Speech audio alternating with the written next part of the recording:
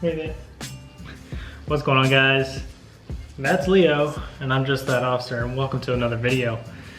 Today, we're going to be doing a review of my gun belt.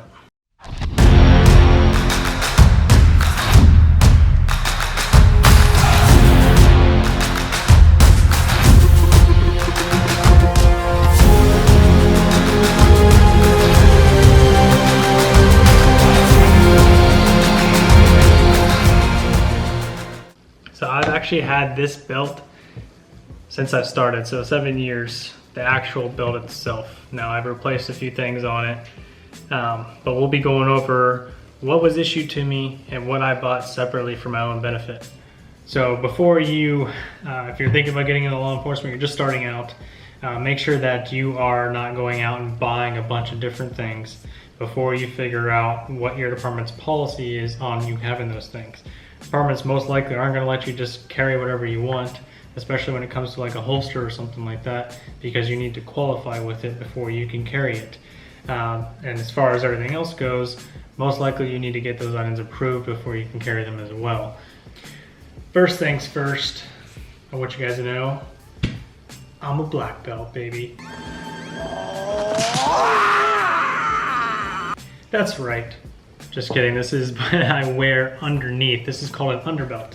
All right, so if you don't know what underbelt is, this is what we wear underneath to hold this belt on. This belt just doesn't just clip on and stay on. It needs to be secured to us. So we put this on first. This belt specifically is a 511. It's the TDU belt. I've had this forever, and it obviously shows a little bit. It's a little worn down, but I mean, it's sturdy, man. This thing's gonna last forever. I bet on it my whole career, so I think. So you'll put that on, then you'll put your belt on, and then you use belt keepers. So these belt keepers I actually bought myself because my first belt keepers I lost years and years ago when I was on training. So on training, I had taken my stuff off of my personal car because when you're at field training, you obviously don't drive your patrol car home yet until you're officially signed off to go on duty on your own. So I was taking stuff off, putting it in my personal car, and I took those belt keepers off and I had to put them on the roof, and I completely forgot they were up there and took off. If you're currently in law enforcement or you're thinking about going to law enforcement, just know to not put stuff on your roof, and that goes as far on patrol too, because people have put suspects' cell phones and other items on roofs as they're taking it out of their pockets and they're searching them, and you'll forget it's up there and you might lose it or have to go back and get it, and hopefully it's there. If not, then you're going to be in a little bit of a trouble with your department, and that person's going to be real pissed. These go on, you find at certain locations in your belt where these will go, and it will hold your belt together. I also use these to hold my keys. So I hold my patrol keys on my belt. A lot of officers will keep their patrol keys on their belt. They use different kind of ways to hold them on there. I actually just use this. So I'll take this, put it on my belt like so, throw my keys on there, and I'll lock it in place like that, and it'll sit on my belt just like that. Double function.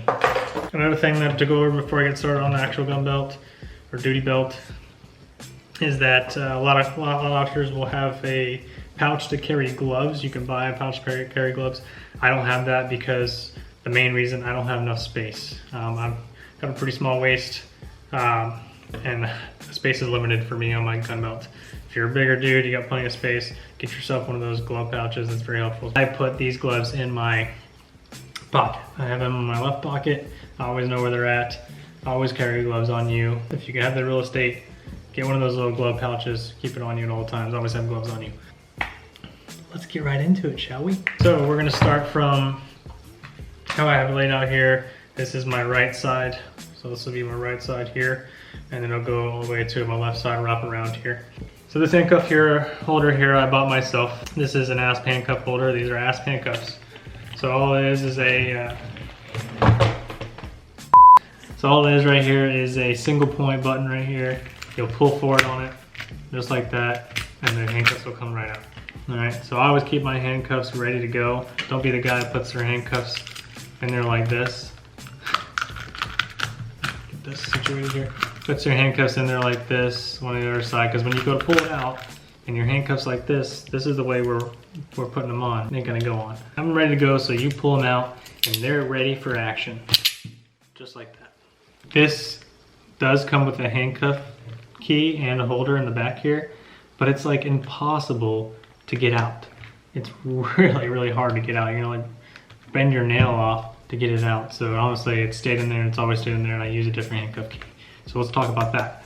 So this is what I use for my handcuff key. A lot of officers will get the, I do recommend it. There's one that looks kind of like a pen and it'll sit in your pocket. That's a really good one to have too. But I keep this one here like this on this little string here. So the reason I did that is because if you're trying to handcuff somebody or apprehend somebody and something goes wrong and they want to keep fighting or something like that, you can let go of this and not fear of losing your keys or your handcuff key. You let go of this and try to get down to business, you're not gonna lose it. It's gonna go right back there and you're good to go. Get yourself one of those, preferably black so it doesn't stand out, and it sits right under my belt. I have it hooked on to one of the little belt loops here. And next up we have this holder here. This is for the freaking worst stuff on the entire planet. I know, because I've been sprayed with it and it sucks. So this is Sabre Red. This is actually exact stuff that I got sprayed with in the academy, and it was a very, very, very terrible day. But now you look back at it, it's good memories, good times. So in the academy we got sprayed with this. As soon as we got sprayed with it, we had to go down, handcuff somebody, get the handcuffs on there, get them double locked. So if you don't know what double locking is, double locking is when you make sure the handcuffs are completely locked. So after you put the handcuffs on, they can still keep tightening on the person's wrist. So we double lock them to make sure that they don't tighten down any further. You have to do that, get up, find an asp on the ground or baton, hit a bag with it, fight people off technically, and then you have to go get eyes and ears, go shoot a shotgun, go over, shoot 2, 2, 2, and 2 with mandatory reloads in between each one of those rounds, and then you got to go and wash the crap out of your eyes. And if you don't know this and you're going to the academy and you're looking at this video, as far as that, just know when you go to put that water on your face, you're not gonna be able to breathe. This is the craziest and scariest feeling. You go put that water on thinking that you're just gonna wash this off, and everything locks up and you can't breathe. So you have to hit it for a little bit and then take that water off and get going. So anyways, we're getting too far into story time. Let's keep going. So this right here was department issued. I don't know how much they cost. Probably around 20, 30 bucks. I'm not sure. But that was department issued. This right here is actually the latest and greatest here that I have on my duty belt. So what we're issued is actually a basket weave Safariland holster. This one was actually provided to me by Blackhawk themselves. I met with one of their employees and we had a long talk, and he actually sent me one of these out. So a huge shout out to you. If you ever come across this video, you'll know who you are, but I don't know if he wants me to put his name out there. But shout out to Blackhawk, period. Thank you guys really for sending me this. I can do a whole review on this holster later on, but it's a really good holster. It's really fast. And right now I'm T&Eing it, which is trial and error. But I'm also probably gonna keep it. So far I really like it, and we'll see. I constantly draw with this thing, get practice in, and it's really fast. But a really good holster. If you are interested in this holster and your department says it's good to go and you're allowed to get this, then this holster will run you about $169. This is the T series L3D light. So this one runs $169. They vary. If you don't have a light on your gun, they're a little bit cheaper. So just visit blackhawk.com, take a look at those holsters, and get yourself one if you're able to. That's one of the biggest things that departments are probably gonna have you probably not gonna let you have, or you're gonna have to do a memo, or however it works in your process, your department, to get it approved for you to carry. That's what I did. I got it approved for me to carry, and they allowed it. So yeah, that's that holster. Super shout out to the holster. Notice it's not basket weave. I think they're working on a basket weave, but they do not currently have basket weave. So you have to have basket weave. Just hold off until you can, they make it, or find a different holster. But yeah, so the gun I carry is the Sig Sauer. It's a P320, 9mm. It's a phenomenal gun. I love this gun. We came from Glock 21s, and the Glock 21 is a nice gun. It's a 45, but this gun will make will honestly make you a better shooter. And it shoots really smooth, and with 9mm you get more rounds. We carry the TLR flashlight on here, gun light, whatever you want to call it. Phenomenal all around, it's great. Honestly, and having the light on here makes a huge difference with the shooting too. I think it helps it be more stable. It's a great gun. And yes, this gun is not loaded. I know you guys won't think it's loaded, so I'm going to show you it's not. So make sure when you're always making your YouTube videos that you keep your gun unloaded. Every time you clean your gun, everything like that, make sure it's fully unloaded, triple check it, quadruple check it, before you do anything. Please be safe. So next up on the list here is my asp holder. Now yes, there's asp handcuffs and this is an asp baton, all right? So what this does right here, this will fling out and extend probably a good 2-3 feet, something like that. And then this is what we use to, strike the legs inside, things like that. I'm not gonna fully extend it out right now, I would, but you have to have some hard concrete surface to collapse it back down. And I'm in my house and not gonna do that. If you're gonna be in this line of work, you need to have a tourniquet. It is very, very important. This I bought myself. I bought the tourniquet myself and I bought the holder myself. We are issued a tourniquet, but not a tourniquet holder. And the tourniquet that we have is I think it's like a soft T or something like that. This is a cat, which I think is far more better and easier to use, easier to apply, especially to yourself. But this right here, as far as the tourniquet itself, is a Recon. I actually bought it on Amazon. They're a little bit cheaper than the North American Rescue tourniquets. Very expensive, but obviously you can't put a price on life-saving equipment. But I have tested this one out multiple times, and it's going to do the job. The biggest thing you need to look for when you are buying one of these, so you want to try to go to a cheaper route, make sure that this swindle here, the piece that you tighten down, to tighten the tourniquet down even further, make sure that's metal. If it's plastic, it's just going to bend and it's not going to tighten down properly. So make sure that's metal. This is, that's very sturdy. It's going to work just fine. So that's Recon. They are on Amazon for 16 bucks. So if you want to do that. If you're not worried about the money, buy the other one. So if you're gonna I would actually buy an extra one of these as well. Always have an extra one. If you use this one, then you got a backup. So keep one with you in your patrol car. All right, and the holder itself. Now I know that there's a holder out there that runs around $35, but I did a little bit more research on Amazon and I found this one for 15 bucks. So a much better deal. And I said, okay, well maybe it doesn't work. Some things on Amazon might be a little iffy. So I went for it. It works just fine. It's a little bit tough to kind of get it in there, but I mean, when it comes time you need to pull it out, it's going to come right out. I've tested that out. I'm not going to pull it out right now because it is a little bit of a pain in the butt to put back in. But yeah, there you go. 15 bucks, another 16 bucks, and that's the price of usually one tourniquet itself. But like I said, you can't put a price on life-saving equipment. So this right here is the issued one that I got. It's a handcuff holder, and these are the issued handcuffs that I got. These are Smith & Wesson's, the OG handcuffs. These are great handcuffs. So great. So yeah, those are the ones that are issued to me. Or issued to us, our department. Yeah, so I keep that one towards my back. Make sure you don't ever put anything on the very center of your back, because if you get pushed down for some reason and it hits in the right spot of your back, it can cause some serious damage. But yeah, I keep these in the back. I keep the asps in the front. The reason I keep these in front is because it is so much easier to access here. I can keep an eye on my subject, I can control my subject, and all I have to do is reach straight down right in front of me, get those handcuffs on. So if something's gonna go wrong and I need to drop the handcuffs and go hands on or do whatever I need to do, I can do that a lot easier than having to reach back here and creating a little bit of vulnerability to myself.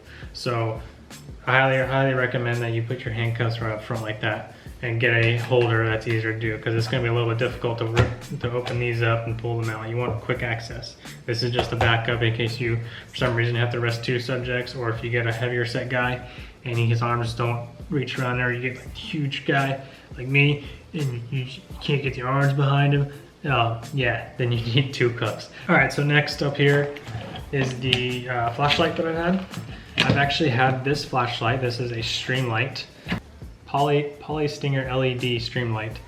I'm not sure if they actually make this exact model anymore. I think they might have changed the style up a little bit, because I noticed some of the new guys coming in have they have the same brand, but it looks a little bit different. But I've had this for 7 years since I've been in law enforcement, and it's a great flashlight. It's bright enough. It could be a little bit brighter. I think the new ones are a little bit brighter. But yes, I've had this the whole time, and I've only had to switch the battery once, and that was probably within the last year or two. I had to switch it out, so it lasted what, a good 5 years on patrol. So, and that's a lot of use of a flashlight, doing night shift and everything. So if you get into law enforcement and they don't issue a flashlight, make sure you get a good one. I've seen Olight. Olight's really good. This one I think runs around 90 to 100 bucks, something like that. They're the newer ones. So make sure you get a flashlight. It's very important, especially even if you're on day shift and you think that you're not going to use a flashlight. You're going to use a flashlight. So make sure you pick yourself up one. You never know if you're going to go into a dark house or something like that. So it's always good to have one. All right, up next, this is my radio holder. So this is pretty cool. This is what actually came with my radio. It's a Motorola radio.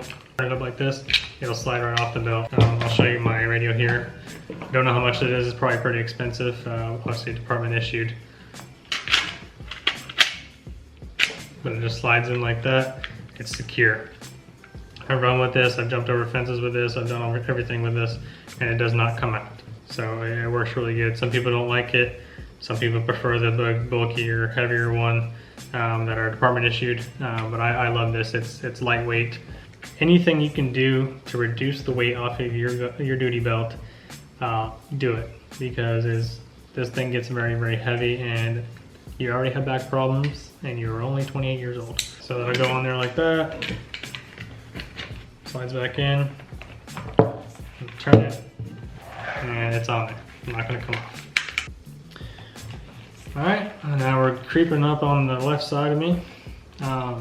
So a lot of officers like to cross draw, which means they cross draw their taser over here. So they cross draw right-handed over here. I didn't actually like that, so I opted to just draw left-handed. The reason I don't like cross draw because I feel like this is just kind of vulnerable, and if for some reason things change, it goes from I'm gonna tase this guy to, oh crap, this guy's got a gun. I need to go to my gun a lot faster. So if I go to taser this here and I go, oh no, I already and I already have my taser out, well my gun hand's free too, so I can transition really fast and switch it up. So I don't like the cross draw, but everybody has their preference. It is what it is. So, but yeah, this is the taser that I carry. This is the X2. So each of these will fire 2 prongs into the subject. So you shoot one off, you don't get a good connection, the guy's not going down, then you can fire the other one, hopefully get a good connection at that point. And then, yeah, it's an extra backup, it's great. Or you got 2 suspects. You tase one and you need to tase the other one. Boom, boom, you got both of them. It's pretty cool to have.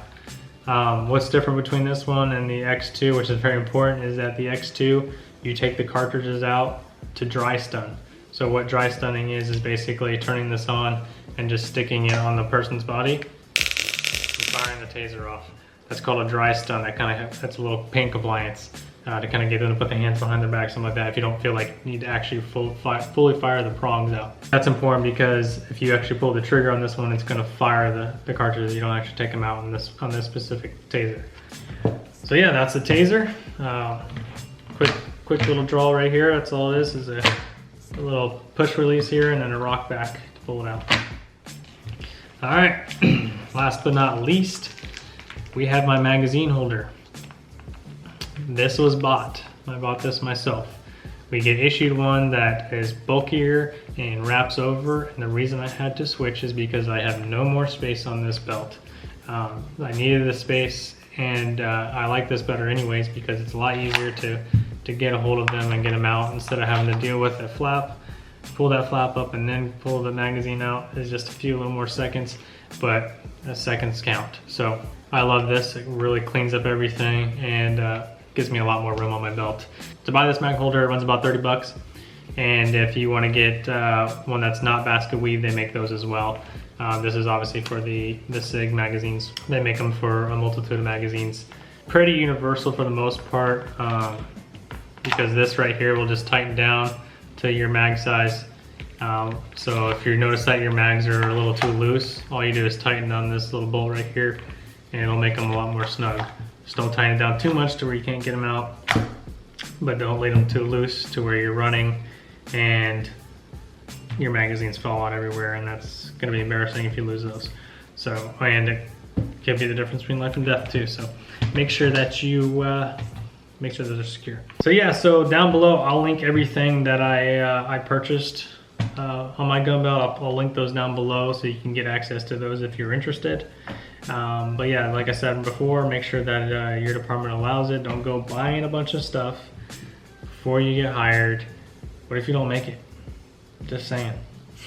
Or, you know, then you buy this stuff and your department's like, dude, no, we're never gonna let you use that stuff, and now you're stuck with this expensive stuff that you probably can't return and you don't know what to do with. So please don't buy anything until you get situated. Another reason for that is you don't know how you're gonna like your gun belt set up.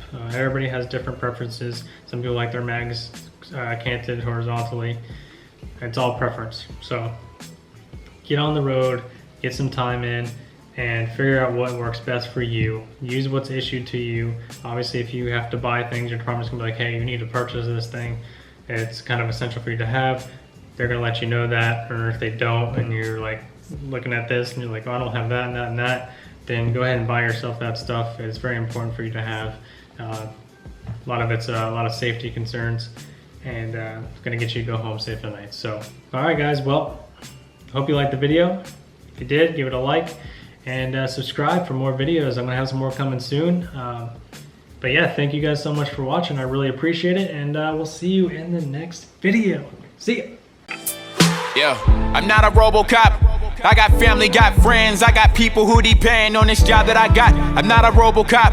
I got people in the ground and I got people in the system, and I miss them, love. I'm not a RoboCop. I got family, got friends, I got people who depend on this job that I got. I'm not a RoboCop. I got people in the ground and I got people in the system, and I miss them, love. Yeah, I'm only human, and trust me, if you cut me, I'ma bleed like you.